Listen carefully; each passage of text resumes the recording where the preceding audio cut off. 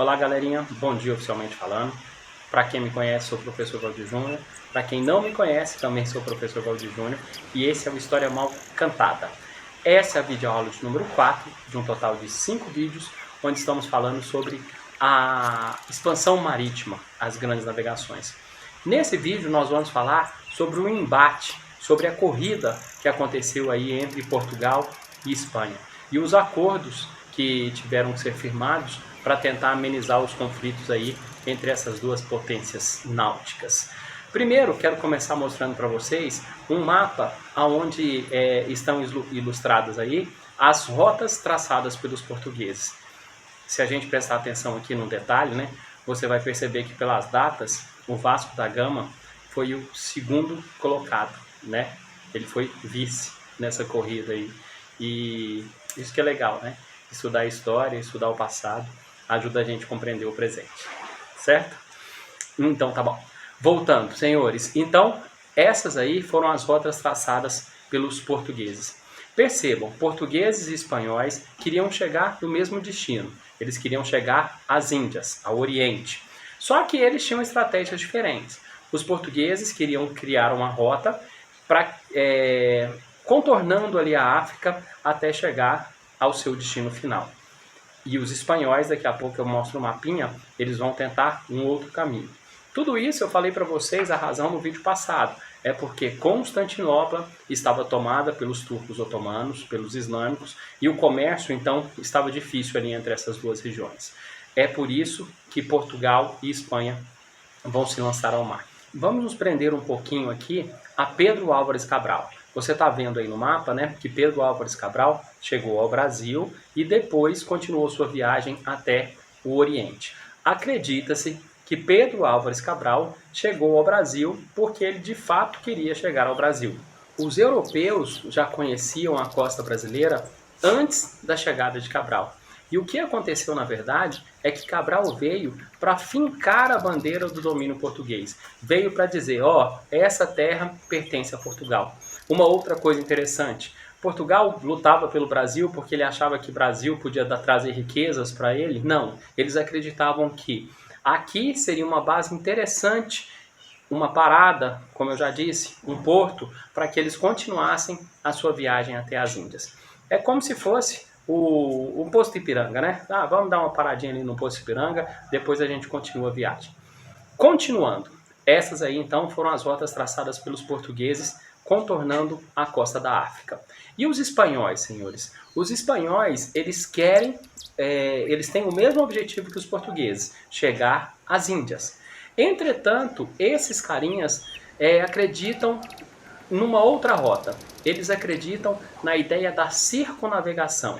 É acreditando na circunnavegação que Cristóvão Colombo vai partir em 1492 a caminho das Índias e vai chegar à América, achando que chegou às Índias. E ele morre, né, sem acreditar que não tinha encontrado o caminho para as Índias. Quem vai levar a glória e quem vai dizer e bater o martelo de que isso aqui é um novo continente é um cidadãozinho chamado Américo Vespúcio. E é por isso que aqui chama América, em decorrência de Américo Vespúcio. Mas quem conseguiu de fato realizar essa tarefa foi um cidadãozinho chamado Fernão de Magalhães. Fernão de Magalhães foi o primeiro carinha a realizar a circunnavegação. E esse cara é bastante atual. Atual por quê? Porque hoje existe um grupo de pessoas que defende a ideia de que a Terra é plana. Para essas pessoas, a ideia de que a Terra é redonda é uma armação da NASA, uma teoria da conspiração e que isso é uma loucura. Lá no século XVI, a galera queria provar o contrário. Para essa galera do século XVI, para a grande maioria, a Terra era plana. E Cristóvão Colombo e Fernão de Magalhães estavam dispostos a provar que não, que a Terra era redonda. E foi justamente Fernão de Magalhães quem conseguiu realizar a primeira viagem de circunnavegação. Você está acompanhando aí na tela o trajeto, né, percorrido por esse carinha. Então ele saiu da Espanha e conseguiu contornar a Terra, chegando ao Oriente e depois retornando até o seu destino inicial, realizando assim a circunnavegação. O que eu estou querendo dizer com isso é, existia um embate, uma luta aí entre portugueses e espanhóis. Os portugueses se lançaram primeiro, depois os espanhóis correram atrás do prejuízo. A galera estava batendo cabeça. E aí foram necessários alguns acordos, alguns tratados, para tentar amenizar os problemas, as divergências entre Portugal e Espanha. O primeiro dos acordos, senhores, que foi firmado lá no ano de 1479, que foi a linha do Tratado de Alcáçovas. E segundo esse tratado, o mundo estava dividido em duas partes. A parte norte seria da Espanha e a parte sul seria de Portugal. Só que um pouquinho mais tarde, 1492, Cristóvão Colombo vai descobrir a América. E aí esse tratado perde o sentido, porque agora existe um continente que precisa entrar nessa divisão. É por isso que vai surgir então um segundo tratado. Esse tratado chamado de Intercoetera, que foi assinado no ano de 1493. Foi um acordo firmado entre Espanha e Portugal, Portugal e Espanha, e o conciliador desse tratado foi a Igreja Católica. Agora esse tratado vai dividir entre Portugal e Espanha, mas não mais daquela forma.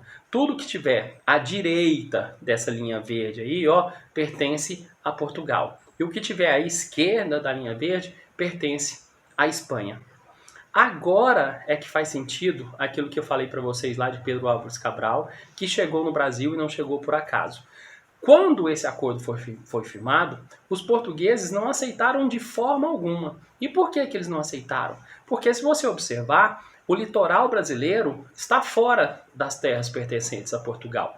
Portugal não teria acesso ao litoral brasileiro caso esse acordo fosse de fato firmado.